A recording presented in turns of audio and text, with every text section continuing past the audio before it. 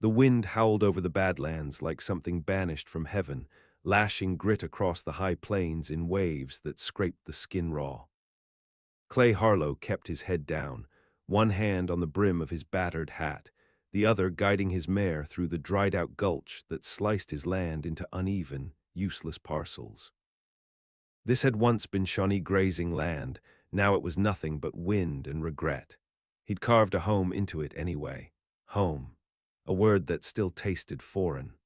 Clay hadn't spoken much in the 3 years since his wife died, nor had he eaten proper or slept through a single night without waking to that low scream trapped behind his teeth.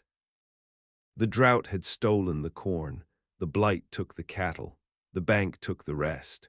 All he had left was this patch of dust and a name that meant nothing outside of a letterhead. He wasn't looking for anyone when he found her. At first he thought it was a coyote sprawled at the edge of his north field, just another carcass heat-cooked to stillness. But something about the shape made him stop. She was curled in on herself like a child, bones prominent through her travel dress, shoes worn to the sole. Her hair was caked in dirt, but the red of it caught the sun when he stepped close. She wasn't dead yet. He crouched beside her, touched her wrist, weak pulse. Her skin was baked and flaking, lips bloodied from the wind. He lifted her head gently and poured the last of his canteen against her mouth. She swallowed like an animal, eyes fluttering open just long enough to catch him in them, green eyes, cracked with red at the corners. "Male," she rasped. He bent lower, "Say again." She pushed a folded piece of paper against his chest. Her fingers trembled.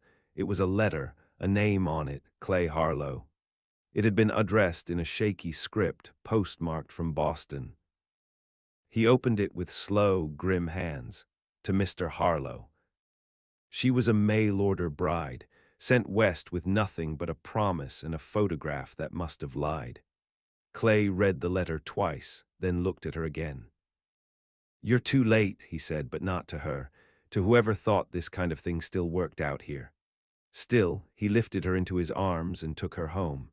The house was a box with a tin roof and slanted walls, but the wood stove still worked and the bed was dry. He laid her down and covered her with the wool blanket he used in winter, then sat beside her and waited. She shivered, coughed, muttered words he couldn't understand. By morning she was worse. By noon she was dying. She had no name on the letter, just your bride. No last name, no history. When he asked her what to call her, she blinked slowly, the heat rising under her skin like fire. He didn't press again. The preacher was out in Cody. A 6-hour ride, one way. Clay didn't saddle up. He married her anyway. He found his father's Bible beneath the floorboard and read the words over her as the wind shrieked around the cabin walls. She didn't speak, didn't move, but he held her hand and said her vows for her. It was the first time he'd said anything in weeks. When it was done, he kissed her brow and whispered, "You're home now." She slept 3 days. When she woke, she wasn't the same woman, not just from the sickness, but from something else buried deeper, something that had been watching him from behind her cracked-lipped silence. She didn't ask why he'd married her. She didn't thank him. She sat up slow, drank water from his cup, and when she could walk again, she moved like someone who'd never been allowed to before. On the 5th day, she spoke her name. Elia. Just that, no family, no past. Clay didn't press. She helped him fix the porch, though her hands shook. She mended his torn shirts without asking. She moved through the house like she'd been there all her life, and something in Clay, a place he'd thought long since buried, began to shift. He wanted to save her, but he didn't know then what she'd come west to bury. The summer wore on like a wound that wouldn't close. Clay worked the land by muscle memory, dragging the plow through parched earth too stubborn to yield. No rain came, no letters either, just the endless thrum of heat and silence, broken only by the buzz of flies and the creak of floorboards shifting at night. Elia didn't ask questions about the ranch or what it used to be. She didn't need to. She could read the story in the way Clay walked, shoulders hunched from failure, hands calloused from holding on too long. She stayed quiet, moving around the edges of his life like someone born in shadow. But every few days she took the rifle out and cleaned it on the front steps. "You shoot?" Clay asked once, more out of habit than real curiosity. Her hands never paused. "I used to." He left it there. But he watched her more after that. By the second week, she'd carved a place for herself in his home without asking. She fixed the door hinges that had squealed for years. She cooked without flour, stretched dried beans into something that almost tasted like stew. She even dug out the root cellar he'd abandoned last winter when the frost came too early. He tried to say thank you once, but the words caught like dry twine in his throat. One morning she woke before him, left a pot of chicory on the stove and vanished.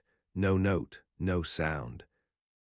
He found her 2 miles out, standing by the old stone well that hadn't held water since the war ended.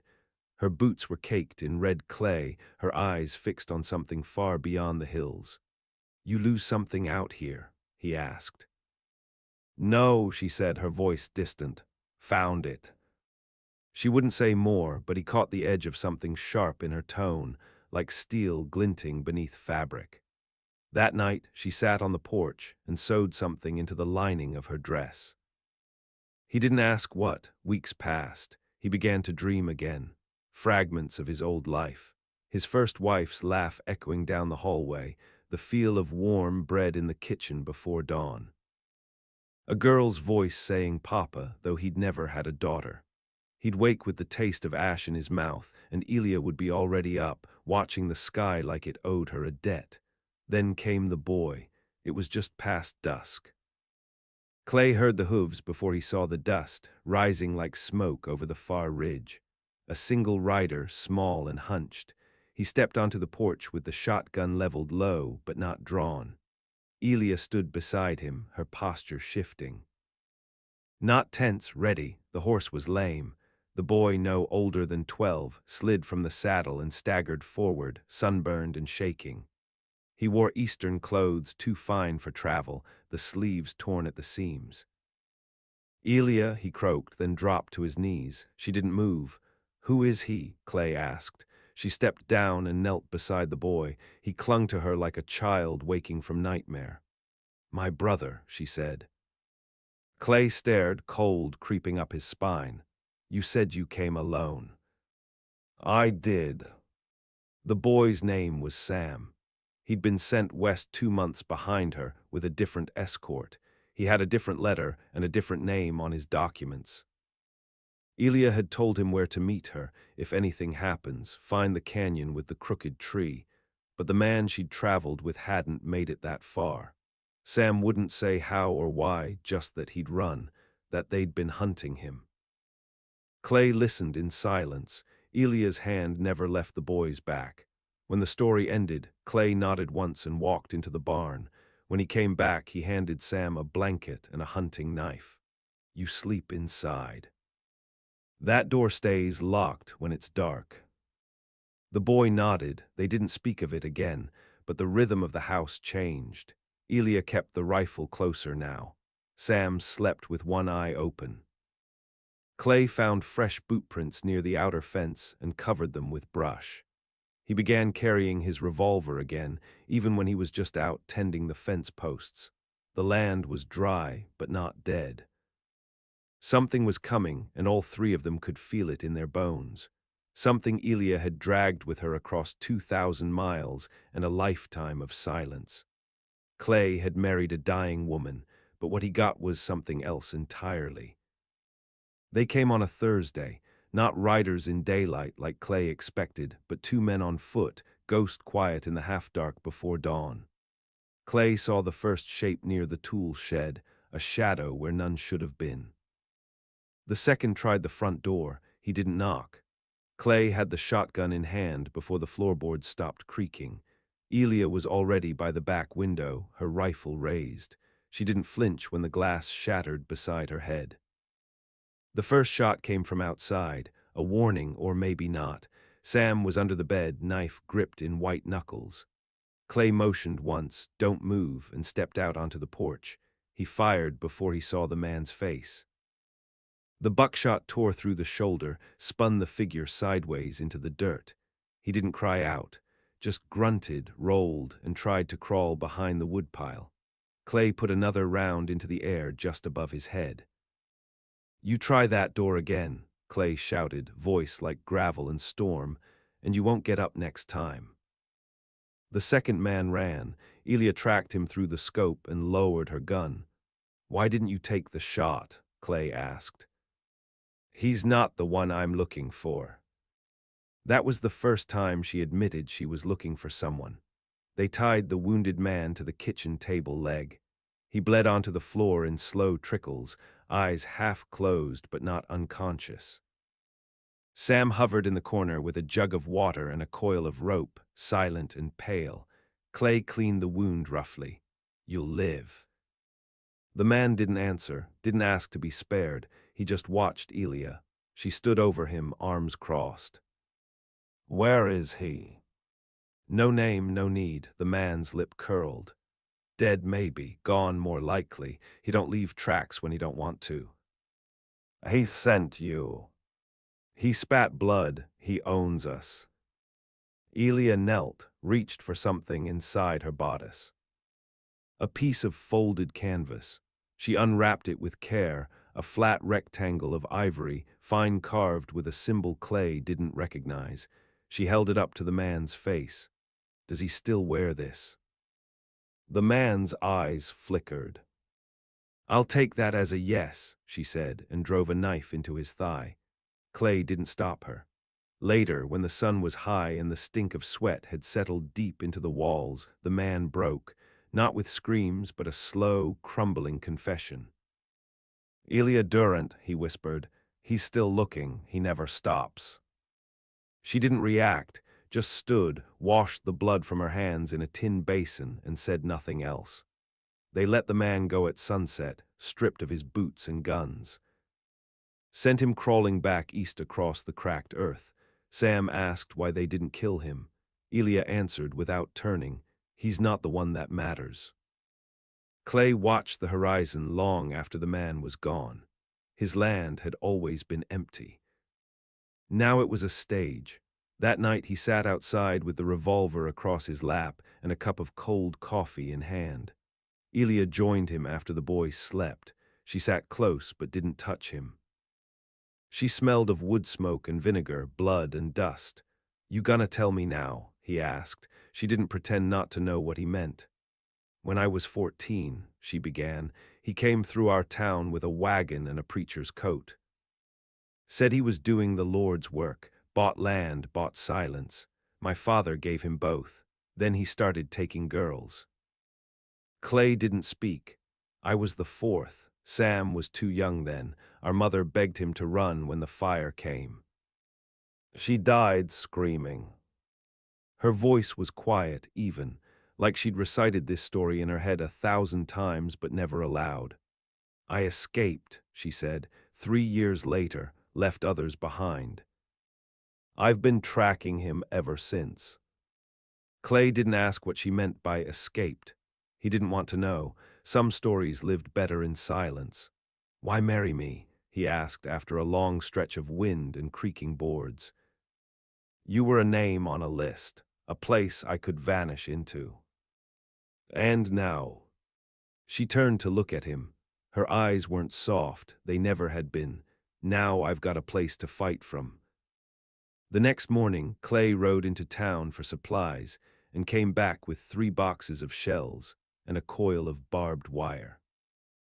Elia dug trenches near the edge of the field and taught Sam how to reload a rifle without flinching. They were building a siege line, not a home. It suited them. Autumn slipped in like a knife between ribs, quiet, sudden, final. The wind shifted, not softer but colder, and the dust turned gray as old bone. Clay knew what it meant. A hard winter was coming. He could smell it in the bark, in the brittle taste of creek water, in the way the birds flew low and fast. The house changed, too. Barrels of salted meat lined the pantry. The windows had been cross-braced and shuttered. Clay rigged a bell wire across the northern fence. Elia set traps around the back trail that led down to the dry wash. Sam stopped asking if it was over. He knew better now. It was never over, not for people like them. Most nights, Clay lay awake listening, boots on the porch, the scrape of wind on tin, Elia's breath slow and measured in the dark. She never spoke in her sleep. She never cried, either. Whatever had broken in her back east, it hadn't left cracks, only edges. One morning she brought a name to the table, Gideon Voss. She said it like a verdict. Clay looked up from his tin plate. Sam froze, spoon halfway to his mouth. That your preacher? He's no preacher, just knows how to wear the skin of one. Elia unfolded a piece of paper, parchment yellowed at the corners, scrawled in a hand too neat to be honest. It was a ledger, not of money, but names, girls, towns, ages. She, stolen it from a rail office outside Kansas City 3 years ago. Clay didn't ask how. He calls them sanctuaries, she said. Takes in orphans, widows. Starts churches, then he disappears. Always before someone starts asking questions. She pointed at a name halfway down the list. Cassidy Morn, age 10, disappeared in Abilene last spring. Sheriff blamed the father. Father hanged. She looked at Clay then, something dark rising behind her stare. I thought I was the last one, but he's still doing it. Sam was silent. I have to finish it, she said. Clay nodded once, like she'd said something about the weather. He understood. Some men can't be buried until you drag them back into the daylight. Where is he now? Canyon Ridge, south of Cheyenne. Last sighting 6 weeks ago. That's a long ride. She didn't blink. I wasn't asking permission. The boy spoke for the first time. Then I'm coming too. Elia's jaw set hard. No. I'm not a child anymore. You are, and I already lost you once. Clay watched them both, the fire in Elia's eyes. The steel in the boy's voice. He saw what it would cost either way. I'll stay with him, he said. Elia turned sharply. You. He's safe here. I've buried worse than Voss on this land. A long silence, then she nodded, slow. That night, Clay helped her pack. She took only what she needed. A rifle, a revolver, the knife she kept under her sleeve. No letters, no tokens, no sentiment. When she mounted the bay mare at dawn, she looked back only once. Sam stood beside Clay, fists clenched at his sides. Will she make it? He asked. Clay's answer was low, certain, if anyone can. Days passed like vultures circling, slow and ominous. Sam trained with Clay every morning. He was quick, hungry, smarter than his years, but his hands still shook when he fired. Clay taught him how to breathe around the fear, how to reload without looking, how to survive. On the 7th day, a rider appeared on the horizon, not Elia. Clay watched him approach, tension coiling like wire in his shoulders. The man wore a preacher's collar, carried no weapon, smiled like he'd just stepped out of Sunday school. Afternoon, he said. Clay did lower the rifle. State your business. I'm looking for a girl, woman I suppose now, red hair, green eyes, might have gone by Elia Durant or Elia Voss. Clay said nothing. The man tilted his head. She's troubled, delicate, you might say. Took something from me. She's not here. You sure? Clay cocked the rifle. The preacher's smile faltered, but only for a second. Well, he said, mounting up again, if you see her, tell her Gideon says come home. It's time. He rode off into the dusk like a specter out of scripture. Clay waited until the dust settled. Then he turned to Sam. We double the traps, and you sleep with the rifle beside you now. Sam didn't protest. They both knew what was coming. This wasn't just Elia's fight anymore. Canyon Ridge was a slit in the world, carved by water and wind over centuries, hidden beneath the spine of the earth.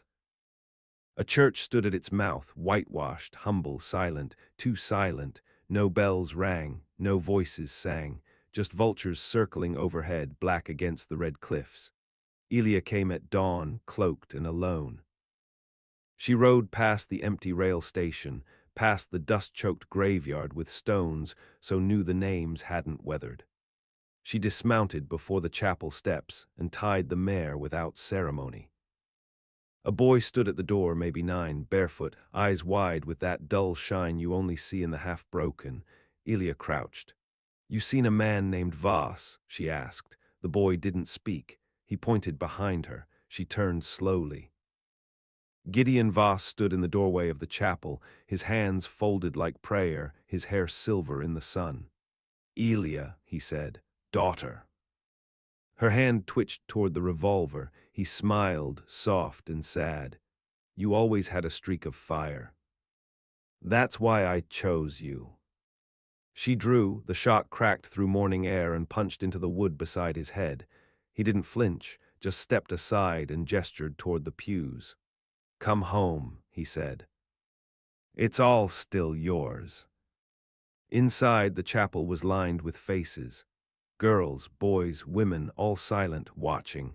"Your kingdom's dead," she said. "No," Voss whispered, stepping down the aisle, "it's just changed shape." She moved like wind over stone, cold, exact. The second shot took his hand. He screamed, staggered, fell against the altar. She kept walking. Behind her, some of the younger ones began to cry. Others backed away. "I'm not here to save them," she said. "I'm here to end you." He bled across the pulpit like a man baptized in the wrong gospel. "You think this ends it?" he rasped. "I know it does." Then she drove the knife under his ribs, angled up. His breath hitched once, then stopped. She stood over him until the light changed. At the ranch, the sky darkened fast, too fast. Clay felt it before he heard it, a pressure in the air. The horses in the paddock cried out, restless. Sam stood near the barn, clutching the rifle like a question. Then came the riders, 6 of them, dust-raised, black coats, eyes like burned-out stars. They didn't speak, they didn't have to. They came for Elia, for vengeance, for legacy. Clay stepped off the porch, shotgun ready. "This is your last warning," he said. The lead rider dismounted. His face was wrapped in cloth, the kind of man who forgets his own name in someone else's cause. "You took our father," he said. "He wasn't a father, he was a monster." The man reached for his gun. Clay shot first. The first fell. The second dove behind the water trough. Sam fired from the barn and caught one through the shoulder. The others returned fire. Wood splintered. The sky cracked open. Clay moved through it like a man who had nothing left to lose. He took 2 more down before the rifle clicked dry. Sam was shouting. He couldn't tell what, then everything went red and sharp and far away. Then silence. When Clay opened his eyes, Sam was beside him, sobbing into his chest, blood on his hands but not his own. 4 bodies lay scattered across the yard. The 5th crawled, dragging a shattered leg. A new horse appeared on the ridge. Elia, she didn't ask what happened. She saw. She dismounted, crossed the yard, and put a bullet in the crawling man without a word. Clay was breathing ragged. The wound in his side looked deep. "I told you I'd keep him safe," he gasped. She nodded. "You did." He smiled once, bloody and proud, then closed his eyes. Clay didn't die, not that night. Elia kept him breathing with whiskey, stitches, and grit. The boy never left his side. When the frost came, the land went quiet. No more riders, no more ghosts, just the 3 of them. She buried Voss's ledger under the floorboards, burned the preacher's coat, painted the church red. By spring, the crops began to grow again. Justice had taken root. Spring brought no fanfare, just meltwater down the gullies and a green haze creeping across the hills, cautious and thin. The land wasn't healed, but it was no longer bleeding, and that, in this place, was enough. Clay limped on a cane now. The wound never quite closed. It stiffened his gait and pulled his spine sideways when he walked too long, but he bore it without complaint. He had nearly died for a boy he'd known less than a year and a woman he still barely understood. It didn't feel like sacrifice. It felt like choosing something other than loneliness. The boy was different, too, not hardened exactly, but wary, watchful. His childhood had been brief and sharp-edged, and it would not return. He rose early, knew how to skin game and shoot clean, but he still flinched at thunder and never asked to be alone. And Elia moved like a woman with unfinished business still humming in her bones. She didn't go back east. Didn't ride to find more names or chase down shadows in rail towns or backwater missions. She stayed, not out of surrender, but because the thing inside her had shifted. She'd finished something vital in that canyon, something that bled out through the preacher's mouth and never spoke again. But vengeance didn't vanish. It transformed. She built a ledger of her own, not names to punish, but ones to protect. Girls she'd heard about from whispers in town, orphans working the laundry houses, wives gone missing in mining camps. She didn't call it charity. She didn't call it anything. But sometimes she'd ride out for 3, 4 days and come back with a child in tow or a bruised woman who wouldn't meet Clay's eyes for a week. They stayed in the hayloft, the cellar, the porch swing if they couldn't sleep indoors. No one was turned away. The ranch became a way station for the lost, a quiet sanctuary with barbed wire and buried guns. Once, the sheriff from White Fork came asking questions. A drifter had turned up dead with a bullet in his gut, and no one claiming responsibility. Clay stood on the porch, hand resting on the old shotgun, and said the only thing he needed to. "You want to dig up graves, Sheriff. I suggest you bring more men." The law didn't come back. Sam took to reading. Elia taught him how to write with ink, not just charcoal. Clay caught him copying from a Bible once, not for piety, but to see how language worked. He wanted to write down what had happened, not to be remembered, just to understand it. When summer came, the wheat finally took. The soil still fought back, but the roots held. Clay leaned against the fence one morning, watching the wind bend the stalks, and realized he hadn't dreamed of the fire in months. Elia joined him there. "You ever wonder," she said, "what it might have been like if none of it happened?" He didn't answer for a long while. "No," he said at last, "that's not the world we got." She nodded. They stood there for a while longer, shoulder to shoulder, watching the gold ripple across the earth. Later that year, a man came through claiming to be Voss's brother, wanted to settle old debts. He left before nightfall, minus 2 teeth and the money in his saddlebags. Elia never even spoke to him. Clay handled it. They buried a colt that winter, lost to fever. Sam cried for it. Elia didn't stop him. They built a new bunkhouse the next spring for the ones who had no homes to go back to. Elia marked the rafters with words in another language, Latin maybe. Clay never asked for a translation. Years passed, as they do, slowly, then all at once. The boy became a man under that hard sun, full of scars and grace. He never took a last name, he never left the land. One day he buried Clay beneath a circle of white stones beside the old well and didn't say a word for 3 days. Elia stood with him. She never remarried. She never left. People stopped calling her a mail-order bride. They called her something else. A ghost who took in strays. A widow who spoke 5 languages and could hit a bird in flight. A preacher slayer. A shelter in the Badlands. But to Sam, she was just the woman who kept her promises. The land never softened. The dust still howled.